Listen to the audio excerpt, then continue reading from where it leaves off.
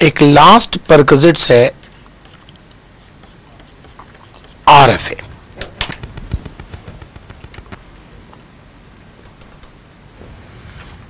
एक last perquisites है RFA।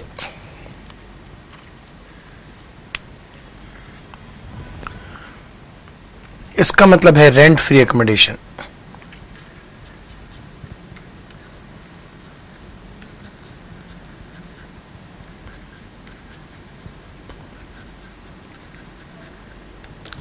यानी मकान मिला और इसकी वैल्यू करनी है। पहला केस हम लेते हैं कि अगर गवर्नमेंट एम्प्लॉय है तो value as per government rule होगा,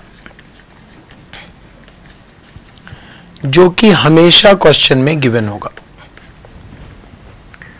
तो मानकर चलिए कि ये एग्जाम में शायद ना आए, मानकर चलिए कि ये शायद एग्जाम में ना आए। एग्जाम में आपसे ये क्यों पूछेंगे? क्योंकि इसमें आपका काम तो कुछ हुआ ही नहीं।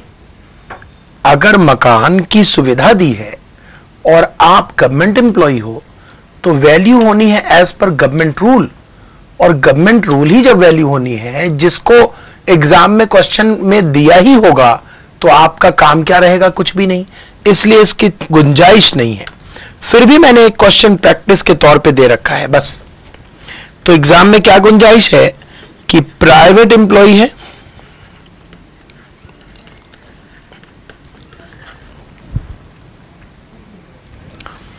और मकान मिला है, तो वैल्यू कैसे करेंगे?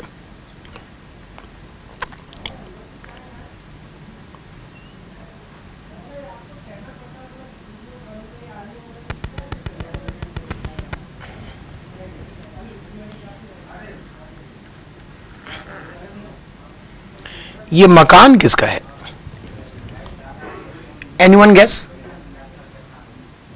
मकान किसका है? Who is the owner of house? May be owned by employer.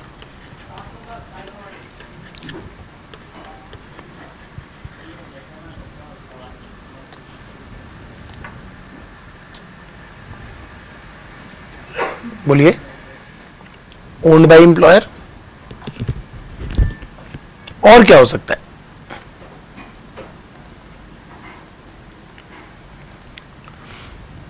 और क्या हो सकता है? Owned by employ. अब ये हायर का केस आएगा तो रेवाड़ी को जो थोड़ी सी सजा मिली थी चुप रहने की, उसका कारण अब मैं बताने जा रहा हूं। तो ये हो सकता है टेकन ऑन हाउसेस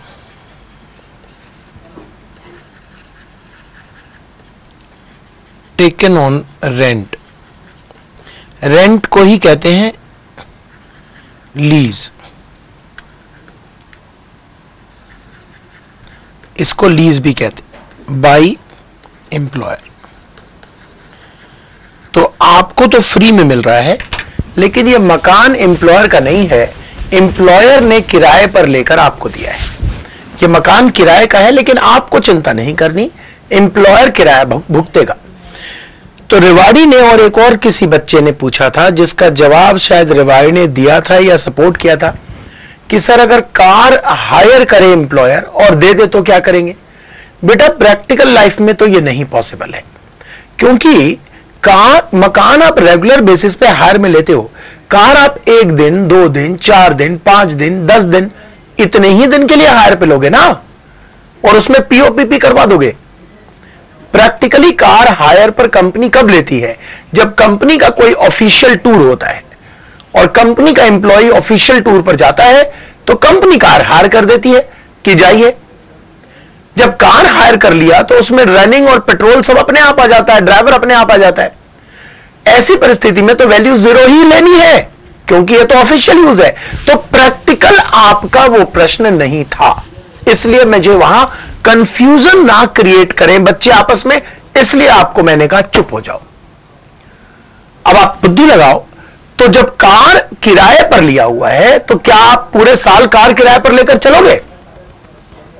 प्रैक्टिकल है? पूरे साल का किराया जोड़ोगे तो उसमें 2 गाड़ी आ जाएगी। कोई पागल आदमी है, कोई पागल कंपनी है? 1 किलोमीटर में वो 20 रुपए लेते हैं तुमसे, और पूरे साल एक दिन में कितने किलोमीटर चलोगे? कम से कम 1 लाख किलोमीटर चलेंगे पूरे साल में। 1 लाख का मतलब होता है 20 लाख। 20 लाख में तो 10 गाड़ी आ जाएगी 2-2 लाख की, 4-4 लाख की 5 गाड़ी आ जाएगी। कोई पागल हुआ ऐसे किराए पर लेगा पूरे साल में? नहीं पॉसिबल है। तो किराए पर गाड़ी जो आपने पूछा था, आपको मैंने कहा चुप हो जाओ, आप नहीं माने, फिर मैंने आपका चैट बंद कर दिया। वो इसीलिए कि किराए के पर लेने का कंसेप्ट 10 से 15 दिन 20 दिन होगा मैक्सिमम। वैसे तो 1-2 दिन ही होता है, और वो भी सिर्फ ऑफिशियल टूर के लिए होता है, तो वो पॉसिबल ही नहीं है। आपका प्रश्न अच्छा, लेकिन मकान पॉसिबल है कि नहीं किराए पर लेना? पॉसिबल है। आपको ये नोट तो करना नहीं है, जो आपको अप एंड डाउन चाहिए इंदौर, यहां तो जो कहा सो उसको भूल जाओ, उसको तो कुछ नहीं करना आपको। ये क्यों तुम्हें अप चाहिए तो कुछ नहीं ऊपर लिखा हुआ। अब यहां डाउन से शुरू करो ना। तो प्राइवेट एम्प्लॉय अगर रेंट फ्री अकोमोडेशन पाता है और वो मकान एम्प्लॉयर का होता है या मकान किराए का होता है, ये सब भी लिखना थोड़ी है, तो नोट लिखा हुआ है बुक में। कार वाला भी मैं दिखा दूंगा तुम्हें।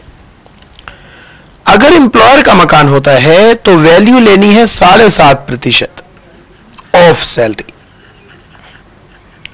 अगर शहर छोटा है, अगर शहर मीडियम साइज का है तो 10% ऑफ सैलरी, और अगर शहर बड़ा है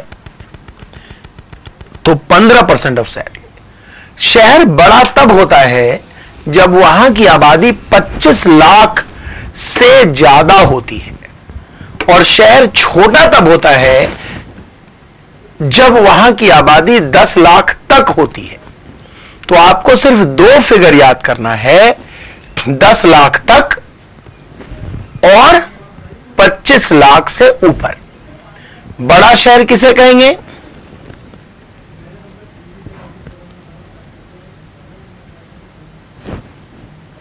बड़ा शहर किसे कहेंगे? 25 लाख नहीं, गलत गलत गलत, 25 से ऊपर, एबव 25। एग्जामिनर चाहता फंस जाओ तुम, 25 रट के जाओ और फंस जाओ, एबव 25। और छोटा किसे कहेंगे? Up to 10 lakh. और मीडियम तो हो ही गया 10 लाख से ज्यादा और 25 लाख तक। शहर की नाम और शहर की आबादी नहीं याद करनी, जो आप दिल्ली, मुंबई, कलकत्ता, चेन्नई, बेंगलोर और भी कहते हो। एचआरए में 2 ही कैटेगरी के शहर होते थे, मेट्रोपॉलिटन, नॉन मेट्रोपॉलिटन। लेकिन यहां पर 3 कैटेगरी के शहर हैं। 3 कैटेगरी के शहर हैं, 7.5, 10 और 15। जबकि वहां क्या था? मेट्रोपॉलिटन और नॉन मेट्रोपॉलिटन, 2 ही कैटेगरी थे। तो वहां बड़ा सिंपल होता था कि शहर का नाम देखकर आप 40%, 50% अप्लाई कर सको। लेकिन यहां नाम से अप्लाई करना मुश्किल होगा, इसलिए एग्जाम में तुम्हें आबादी के साथ शहर का नाम देंगे, और या फिर इतने बड़े शहर की बात करेंगे जहां की आबादी तुम अंदाजा ही लगा सकते हो कि 25 लाख से ऊपर है। लेकिन एग्जाम में तुम्हें कभी ऐसा नाम नहीं देंगे कि भोपाल, अंबाला, हल्द्वानी, बीकानेर, बूंदी, इलाहाबाद, क्योंकि यहां की आबादी का अंदाजा बच्चों को नहीं लग सकता कि वो 10 तक है कि 10 के ऊपर है कि 25 के ऊपर है, और वो भी अंदाजा 2000 पीछे 10 के सेंसेक्स से लगाना है,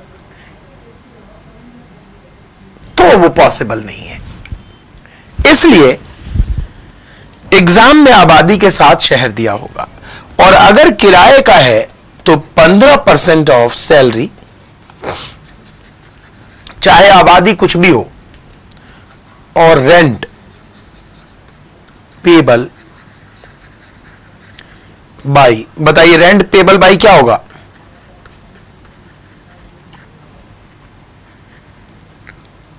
एम्प्लॉयर, क्योंकि एम्प्लॉयर ने किराए पर लिया ना, ये तो लोअर। मैंने जहां तक देखा है एग्जाम में, या तो वो दिल्ली वगैरह दे देते हैं ताकि आबादी अपने आप अंदाजन लग जाए, और या वो ऐसा क्वेश्चन देते हैं, क्योंकि ऐसे क्वेश्चन में जो 15% आप लगाओगे वहां आबादी का कोई मतलब ही नहीं है। बताइए, अगर किराए वाला मैटर दे देता है क्वेश्चन में तो उन्हें आबादी और शहर देने की कोई जरूरत नहीं, कोई फर्क नहीं पड़ेगा आबादी और शहर से, क्योंकि अगर किराए का मकान है तो हमेशा 15% ऑफ सैलरी और किराया विच एवर इज हायर लेते हैं, विच एवर इज लोअर लेते हैं।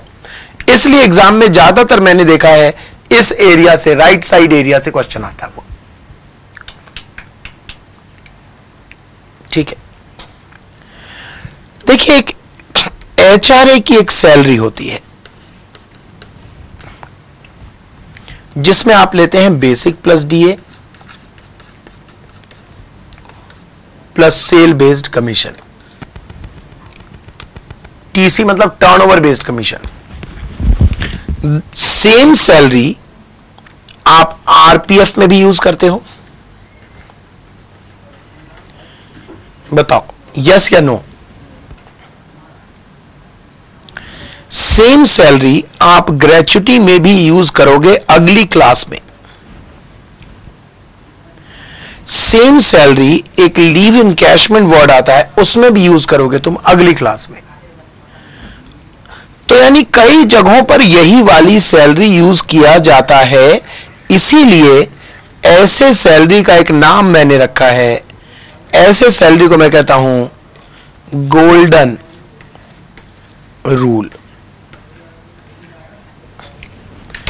ऐसे सैलरी का मैंने नाम दिया है गोल्डन रूल, ताकि हम लोग आपस में कम्युनिकेट कर सकें कि यहां पर वही वाली सैलरी लेनी है जो एचआरए में थी। अब इतना लंबा चौड़ा ना बोलकर सिर्फ मैं यही बोल दूंगा, अरे गोल्डन रूल, तो तुम कहोगे हम समझ गए,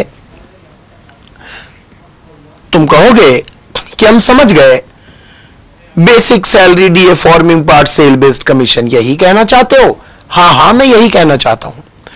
ठीक है, लेकिन मजबूरन जहां आरएफए की बात होगी वहां पर सैलरी का मतलब, आरएफए में सैलरी यूज किया है ना, अपना मकान है तो 7.5, 10 या 15% ऑफ सैलरी, और किराए का है तो भी 15% ऑफ सैलरी, तो सैलरी तो वर्ड यूज है।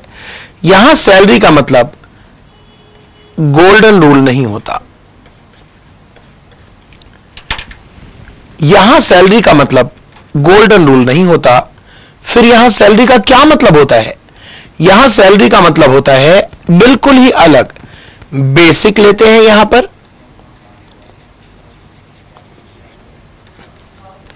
डीए लेते हैं अगर फॉर्मिंग हो तो। आपने कहा सर अभी तक तो वैसा ही चल रहा है, आगे वैसा नहीं चलेगा, कमीशन लेते हैं। बताइए मैंने क्या लिखा है? बेसिक लेते हैं, ग्रेच्युटी के नीचे कुछ नहीं लिखा, ये रहा, ये लो। नोट करवाने को मैं स्पेशली बोलता हूं कि बेटा नोट करो, कहां इन चक्करों में फंस गए। मैं तो इसमें सिर्फ ये समझाना चाह रहा था कि गोल्डन रूल हम कह सकते हैं सैलरी को, जहां हर जगह, जो ज्यादातर जगहों पर यूज होता है। और मैं ये समझाना चाह रहा था कि आरएफए में जो सैलरी लेनी है वहां सैलरी गोल्डन रूल नहीं लेनी है, बस यही तो समझाना था। ग्रेच्युटी के नीचे कुछ नहीं लिखा है। तो आरएफए में जो सैलरी लेनी है वहां क्या क्या लेंगे आप? बेसिक लेंगे नहीं लेंगे? बोलिए, डीए लेंगे नहीं लेंगे? बोलिए डीए कब लेंगे? जब वो फॉर्मिंग पार्ट हो। कमीशन लेंगे नहीं लेंगे? बताइए कमीशन कौन सी लेंगे? कमीशन कौन सी लेंगे बताइए? बोथ नहीं बोलिए, बोथ मत बोलिए, लिखिए एनी, मतलब कि मत लिखिए, ये सब लिखा हुआ है, लिखा हुआ है ये सब लिखिए, मतलब समझिए एनी। चाहे सेल बेस्ड हो, परचेज बेस्ड हो, प्रॉफिट बेस्ड हो, फिक्स्ड हो, कोई बेस्ड हो ना हो, कमीशन लेंगे। बोनस लेंगे।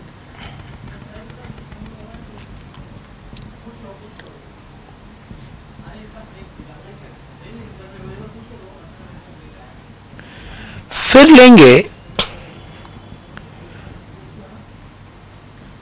Taxable part of all allowances. जितने सारे अलावेंस होते हैं उनका टैक्सेबल हिस्सा, आउटर कॉलम। तो अब तो सर बहुत टाइम लग जाएगा। यस, इसीलिए आरएफए के एग्जाम में क्वेश्चन आने के चांस ज्यादा होते हैं। टैक्सेबल अलावेंस गलत बोल रहे हो तुम्हें बोलना नहीं आता तो चुप हो जाओ। टैक्सेबल अलावेंस फिरोजाबाद तुम गलत बोल रहे हो, तुम्हें बोलना है taxable part of all allowances. Taxable allowance नहीं, क्योंकि कई अलावेंस तो सेमी टैक्सेबल है, कई अलावेंस एग्जाम्प्ट विद कंडीशन। तो टैक्सेबल अलावेंस ना बोलकर क्या बोलेंगे, taxable part of all allowances. और इसके बाद लेते हैं हम लीव इनकैशमेंट। ये क्या होता है सर, आपका एम्प्लॉयर कुछ साल में कुछ दिन, मतलब ईयर में कुछ दिन आपको छुट्टी अलाउ करता है।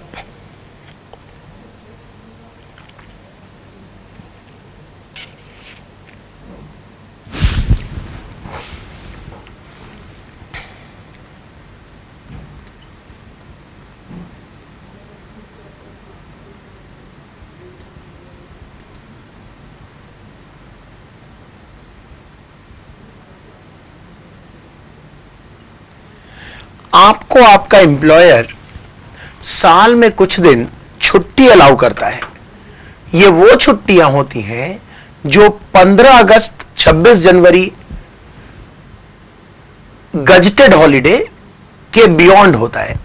ये वो छुट्टियां होती हैं जो सरकारी छुट्टी और सैटरडे संडे हॉलिडे, जो सैटरडे संडे वीकेंड होता है, उन छुट्टियों के अलावा होता है।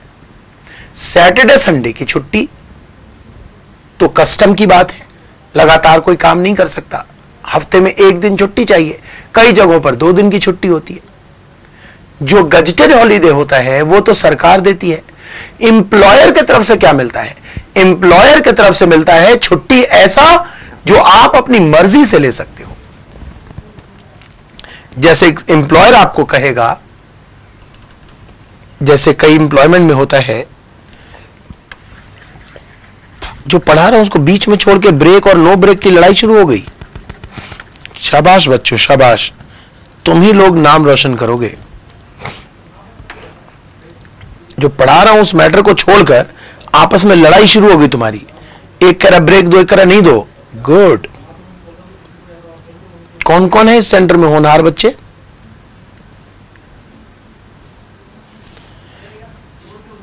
एक्स लिमिटेड तुमसे कहता है एम्प्लॉय को कि तुम्हें हम 21 दिन की छुट्टी देंगे। इसे कहते हैं लीव एंटाइटल्ड। मतलब कि 21 दिन फॉर एवरी ईयर।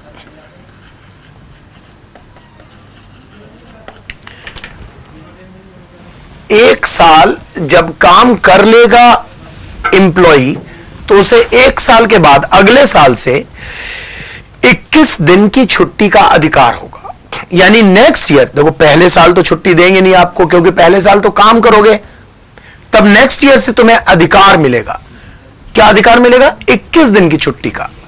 इसका मतलब हुआ कि 21 दिन आप छुट्टी ले सकते हो जिसका पैसा नहीं कटेगा, और यह छुट्टी सैटरडे संडे के बियॉन्ड होता है और गजटेड हॉलिडे के बियॉन्ड होता है।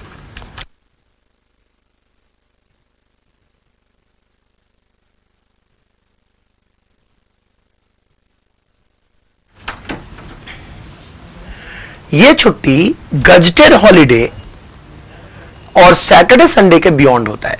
ये 21 दिन अपनी मर्जी से आप ले सकते हो। इसमें भी कैटेगरी बनाया हुआ है कि बीमारी के नाम पे कितना लेंगे, कैजुअल कितना लेंगे, वगैरह वगैरह। लेकिन आप इन छुट्टियों को जब लोगे तो आपके पैसे नहीं कटेंगे, यह मजे की बात है। और अगर आप ये छुट्टी नहीं लेते हो तो नेक्स्ट ईयर के लिए इसे फॉरवर्ड भी कर सकते हो। यानी तुम्हें 21 छुट्टी मिली थी और तुमने मान लो 7 छुट्टी ले ली, तो 15 बचा 6 छुट्टी 16 छुट्टी बचा रह गया। 16 कितना बचा? 14। 7 ले ली इसमें से, तो 14 छुट्टी बचा रह गया।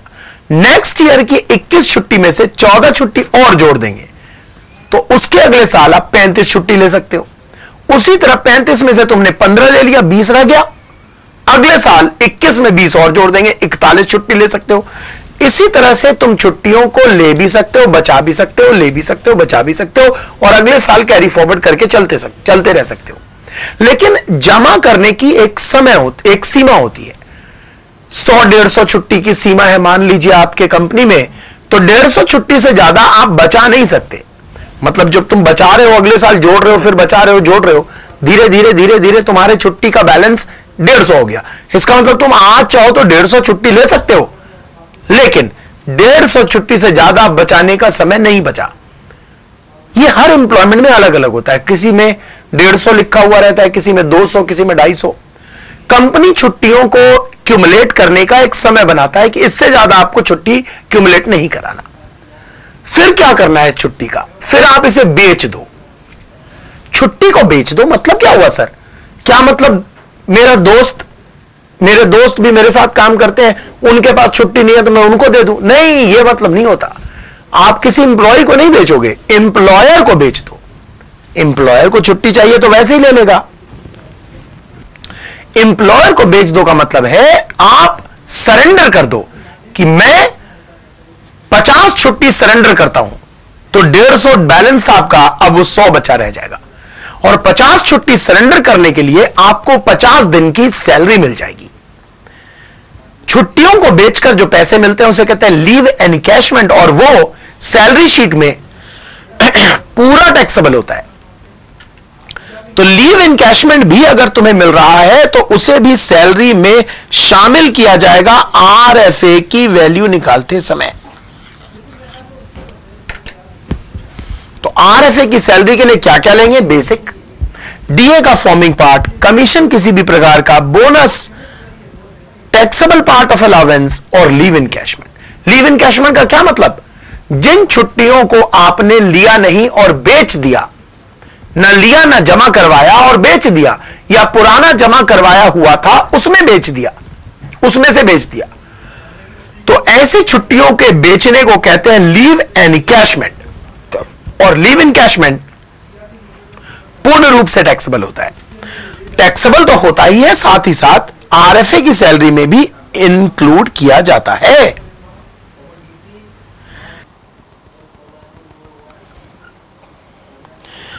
आखिरी कंसेप्ट बचता है हमारे पास लीव एनकैशमेंट का। बताइए, लीव एनकैशमेंट की चर्चा हम पहले ही कर चुके हैं कि नहीं?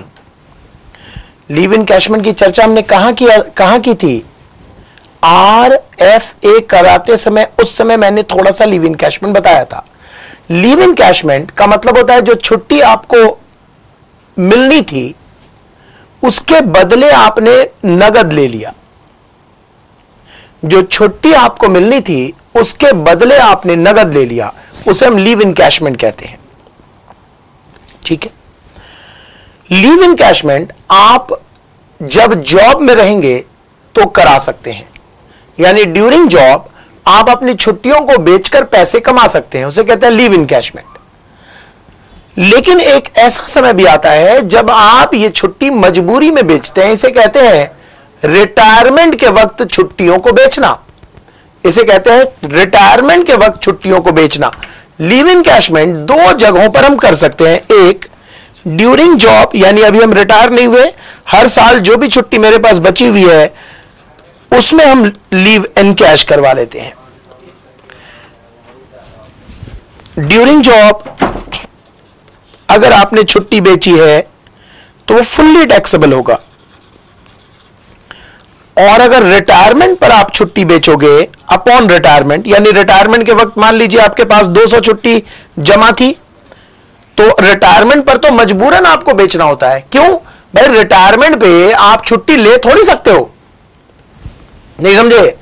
आप हर साल आपको 30 छुट्टी का अधिकार था, आपने 10 लिए, 20 बचाए, फिर अगले महीने अगले साल 5 लिए, फिर बचाए और लिए, फिर बचाए और लिए, फिर बचाए, कभी मन किया तो बेच भी दिया, फिर कभी बचा भी लिया, कभी ले भी लिया, कभी बेच भी दिया।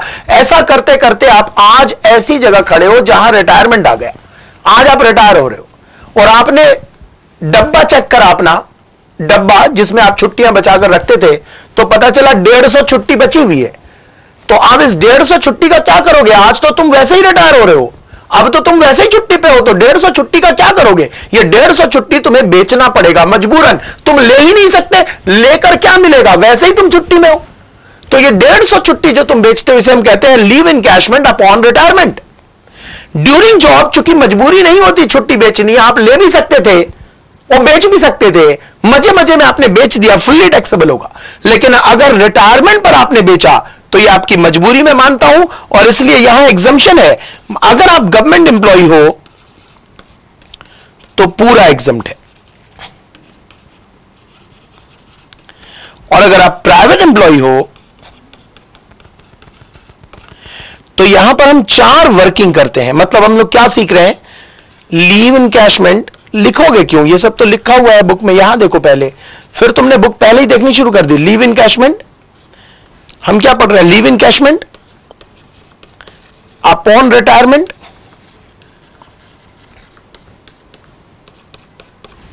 Leave encashment upon retirement, private employ, क्योंकि गवर्नमेंट में तो एग्जम्प्ट है। यहां पर हम 4 कैलकुलेशन करते हैं। पहला एक्चुअल रिसीव्ड, दूसरा मैक्सिमम 3 लाख की लिमिट, तीसरा 10 मल्टीप्लाई एवरेज सैलरी। सर यहां कौन सी एवरेज सैलरी है? वही वाली जो ग्रेच्युटी में देखा था तुमने। और चौथा यहां पर एक लंबा चौड़ा वर्किंग होता है। तो देखिए चौथी वर्किंग लंबी चौड़ी होती है। देखिए पेज नंबर 173, लीव इनकैशमेंट। पहली वर्किंग, दूसरी वर्किंग, तीसरी यहां छूट गया है, डालिए तो जरा। 10 मल्टीप्लाई एवरेज सैलरी।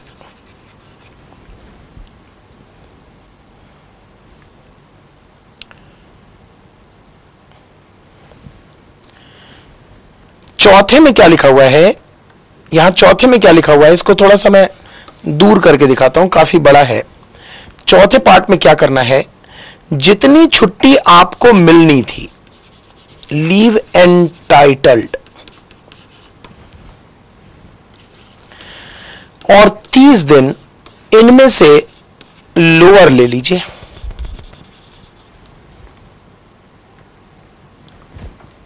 जितनी छुट्टी आपको मिलनी थी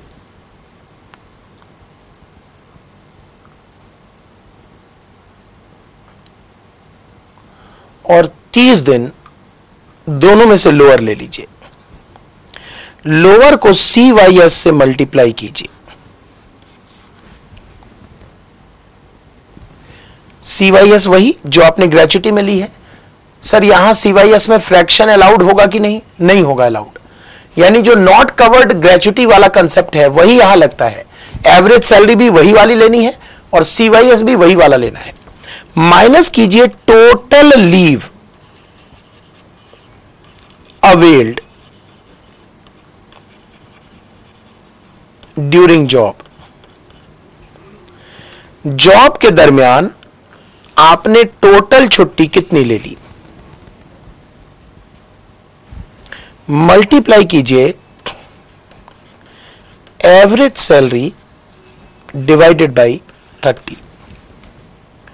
आपको समझ में आए उसके लिए मैं कुछ एग्जाम्पल करा रहा हूं, आप चिंता मत कीजिए। आपको समझ में आए उसके लिए एग्जाम्पल करा। ये नोट करने की जरूरत नहीं है, तो लिखा हुआ है, देखिए ऐसे लिखा हुआ है, बिल्कुल ऐसे ही लिखा हुआ है। एग्जाम्पल करा रहा हूं, एग्जाम्पल देखिए। मान लीजिए लीव एनकैशमेंट है at the time of retirement 3,40,000। Government के केस में पूरा एग्जाम्प्ट हो जाता है, गवर्नमेंट के केस में पूरा एग्जाम्प्ट हो जाता है। ठीक है, लीव इनकैशमेंट है रिटायरमेंट के वक्त 3,40,000। अच्छा, लीव एंटाइटल्ड है मान लीजिए 32 दिन, CYS है 20 साल 8 महीने। महीना इग्नोर हो जाएगा भाई, जैसे ग्रेचुटी में करते थे महीना इग्नोर, वैसे यहां भी इग्नोर हो जाता है। उसके बाद unavailed leave at the time of retirement,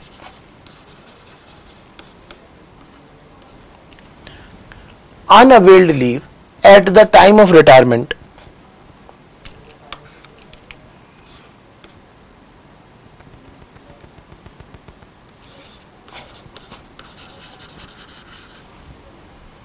ठीक है। और क्वेश्चन में आपको मैं लिख के दे रहा हूं एवरेज सैलरी। वैसे क्वेश्चन में आप कैसे निकालोगे average salary? Average salary question में वैसे निकालोगे ना जैसे ग्रेचुटी में निकालते थे।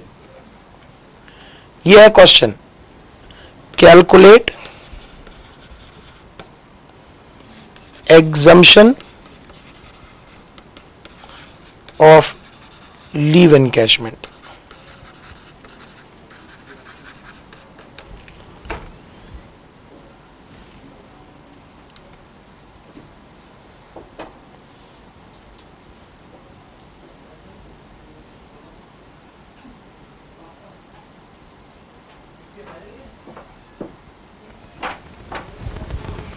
ठीक है,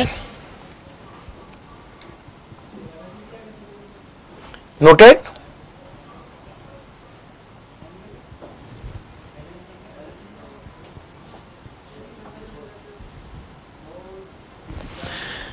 बताइए आंसर हम कैसे करें? सबसे पहले क्या करें, पहला जितना मिल रहा है ग्रेचुटी वो लिख, लीव इनकैशमेंट जितना मिल रहा है वो लिख दें। दूसरे में 3 लाख की एक मैक्सिमम लिमिट होती है वो लिख दें।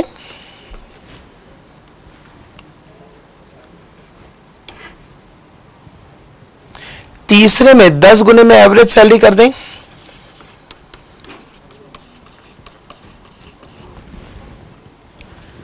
चौथा काम मेन का है, यही काम है जो कंफ्यूज करेगा, आपको समझने की जरूरत है।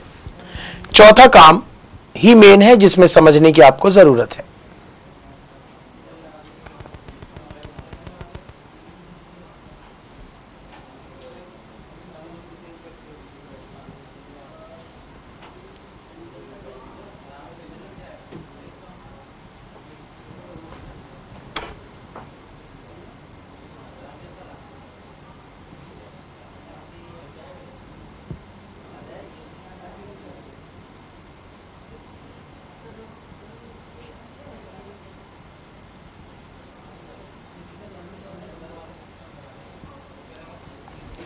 चौथा काम बताइए, लीव कितनी अलाउड थी?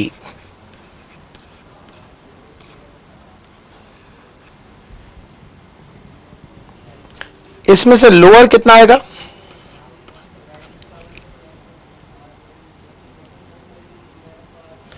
कितने साल कंप्लीट हुए?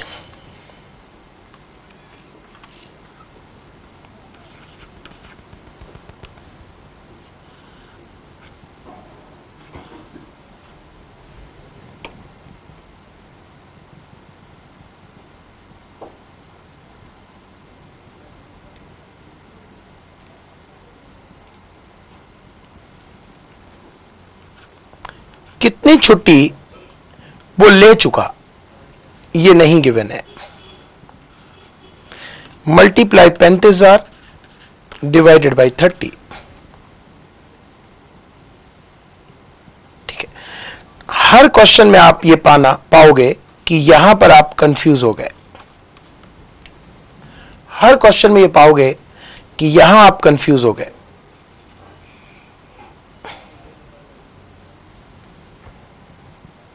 यहां हम कैसे करते हैं इसको सॉल्व? ये क्या है कि टोटल लीव अवेल्ड, बताइए एक व्यक्ति को 32 दिन की छुट्टी अलाउड थी और उसने 20 साल कंप्लीट किए हैं, तो वो चाहता तो 640 छुट्टी ले सकता था। एक व्यक्ति को 32 छुट्टी एक साल में अलाउड है और टोटल साल उसने कंप्लीट किए 20, तो वो चाहता तो कितनी छुट्टी ले सकता था? 640।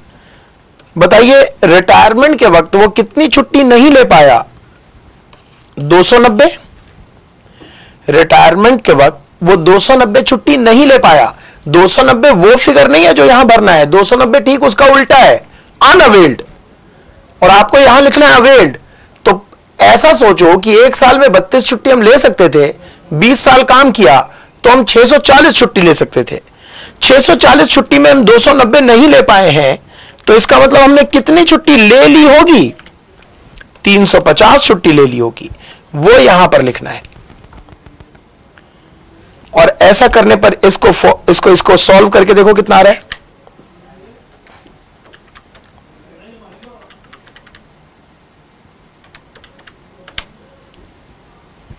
टू 91667।